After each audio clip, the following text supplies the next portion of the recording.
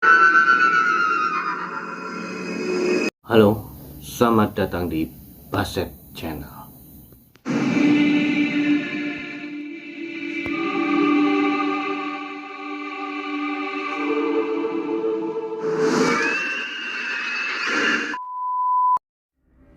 Kesurupan merupakan situasi ketika seseorang dirasuki oleh hantu ataupun roh jahat. Berbagai alasan timbul mengapa kesurupan bisa terjadi, mulai dari sebuah kutukan sampai bersekutu dengan jin. Untuk mengusir makhluk tersebut, dilakukan sebuah ritual pengusiran setan yang kerap dikenal eksorsisme. Bahkan, dalam beberapa kisah fenomena ini sampai menelan korban jiwa lantaran terlalu besar energi dari roh jahat tersebut. Berikut 3 kasus kesurupan dan eksorsisme sepanjang sejarah. Tapi sebelum lanjut ke videonya, jangan lupa di subscribe ya guys. Kerasukan Anna berlangsung selama beberapa tahun, dimulai pada tahun 1912 ketika ia masih berumur 14 tahun.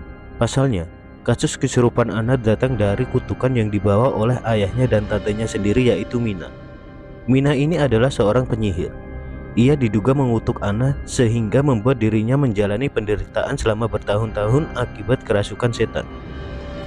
Kejadiannya dimulai dengan keengganannya tiba-tiba yang tidak bisa dijelaskan atas semua yang bersifat religius. Padahal Anna waktu itu adalah sosok gadis yang taat. Tetapi saat berusia 14 tahun, dia merasa sangat sakit dan tidak nyaman ketika masuk ke tempat ibadahnya. Dan bahkan yang lebih menakutkan lagi, bagaimana waktu itu dia ingin merusak properti gereja dan menyerang pastor. Hal itu ia sampaikan ketika dalam keadaan trash atau semacam kesurupan. Dan dia tidak ingat lagi ucapannya ketika dia sudah sadar. Keadaan Anna semakin hari kian memburuk. Nasihat dari para ahli medis dan psikiatri dicari, tetapi tidak ada yang bisa menemukan sesuatu yang salah pada diri fisik Anna. Setiap ahli medis yang memeriksanya menganggap Anna sebagai orang yang benar-benar normal. Hal ini pun berlangsung selama bertahun-tahun, hingga ibu Anna yang putus asa mulai curiga bahwa Anna mungkin di bawah pengaruh kekuatan iblis. Singkat cerita, pada bulan Juni tahun 1912, Pastor Ratzinger mulai merancang pengusiran setan terhadap Anna. Eksorsisme pertama ini dibilang cukup berhasil. Selang beberapa tahun kemudian, gejolak dan permasalahan Anna perlahan merayap masuk kembali.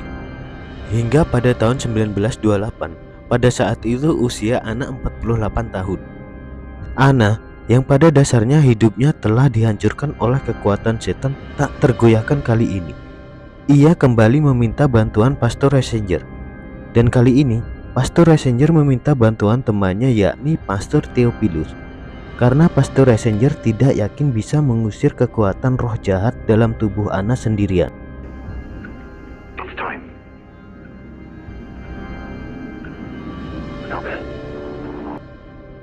Pada tanggal 17 Agustus 1928, Anna ditempatkan di sebuah biara yang dikelola oleh suster-suster Fransiskan di Erlingroa. Sejak awal eksorsisme kedua ini, Anna benar-benar menolak untuk makan.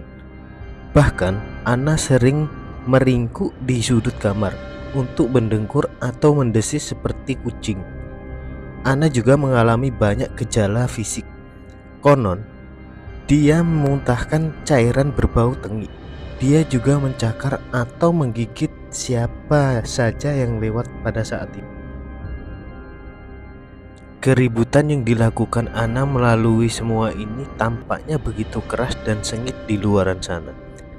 Selama eksorsisme berlangsung, setidaknya Anna dirasuki oleh 4 sosok kuat yang berbeda-beda. Salah satu sosok terkemuka itu adalah Beelzebub. Sosok lainnya adalah Yudas Iskariot, dan 2 roh lainnya adalah ayah dan tante Anna sendiri.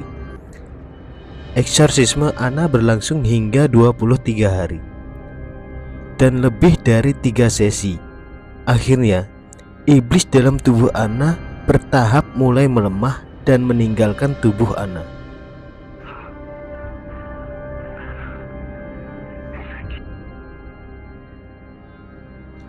Clara adalah seorang gadis yatim piatu. Siswi berusia 16 tahun dari Afrika Selatan ini diduga kerasukan pada akhir musim panas tahun 1906. Mendengar hal itu, dua pendeta Katolik Roma, yaitu pendeta Mansueti dan pendeta Erasmus, dipanggil untuk melakukan eksorsisme terhadapnya. Dan ritual ini berlangsung selama 2 hari. Dilaporkan bahwa Clara mencoba mencekik pendeta dengan stola. Dan beberapa saksi mengatakan bahwa Clara sering melakukan doa-doa dan melakukan ritual yang aneh-aneh. Mereka mengatakan bahwa wanita itu membuat perjanjian dengan iblis.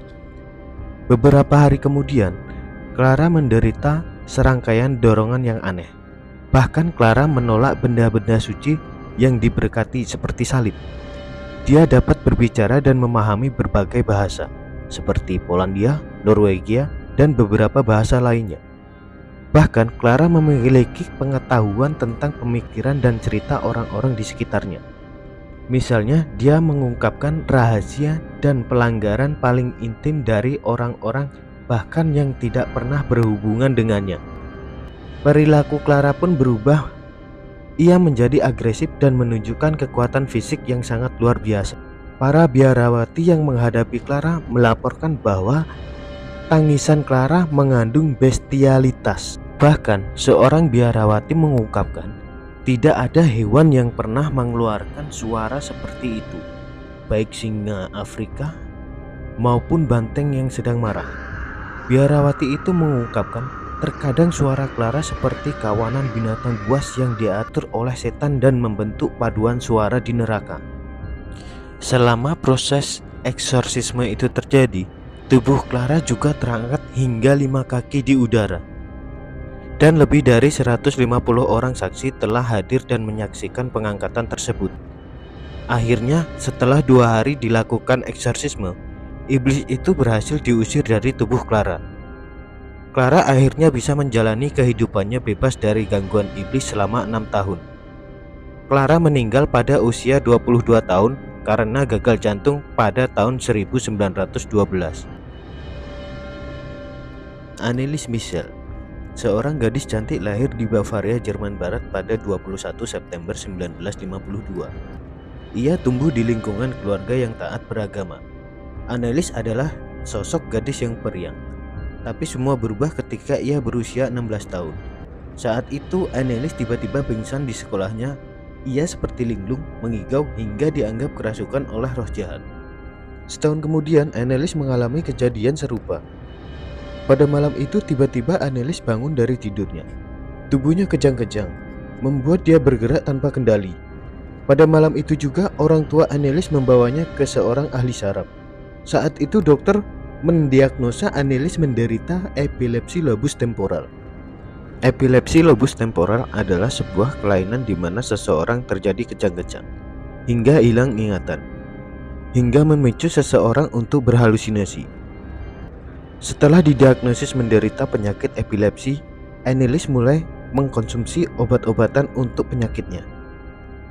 Hingga pada tahun 1973, Annelies dengan rasa percaya diri mendaftarkan dirinya di Universitas Würzburg. Bahkan Annelies menjadi salah satu siswa yang berprestasi. Dan seiring berjalannya waktu, kondisi Annelies kian memburuk.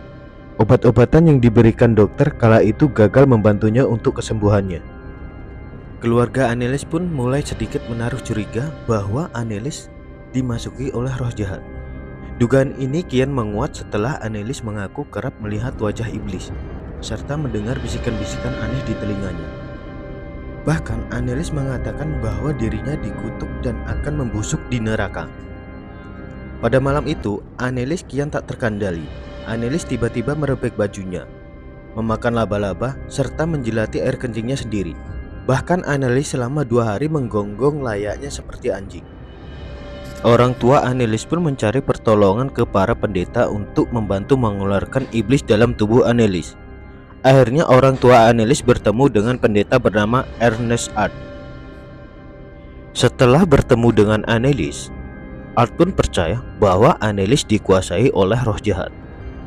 Atas izin dari Yosef, seorang uskup setempat, Akhirnya Art dibantu Arnold Ranch memulai ritual eksorsisme terhadap Annelies.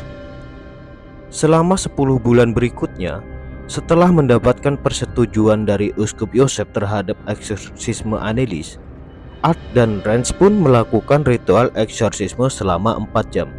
Bahkan, Art dan Ranch pun menyuruh orang tua Annelies buat merekamnya. Berikut adalah cuplikan rekamannya.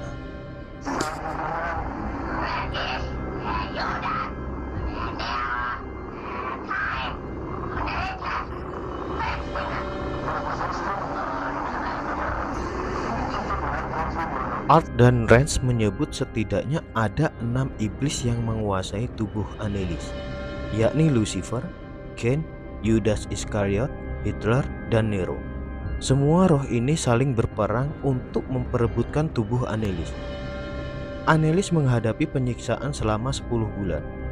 Ia berhenti makan, minum, dan tubuhnya mulai tak kuat. Badannya pun penuh luka-luka hingga tepatnya pada tanggal 1 Juli 1976, Annelies menyerah dan meninggal dunia.